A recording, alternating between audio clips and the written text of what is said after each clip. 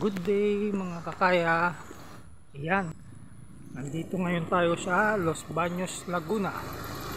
I-install natin ngayon isang private resort siya dito sa Los Baños, Laguna.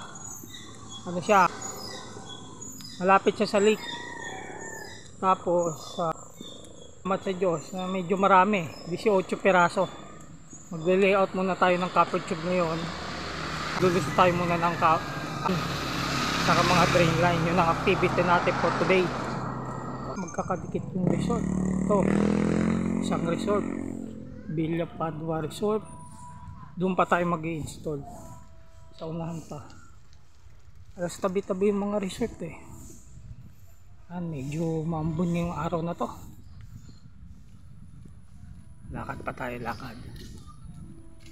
Ito pa yung isang resort, Amore Mio Resort. Doon pa tayo doon. So, marami palang resort dito sa Los Baños magkakatabi. Yan, diretso pa tayo, lakad pa. Lapit na, konti na lang. Yan yung trend.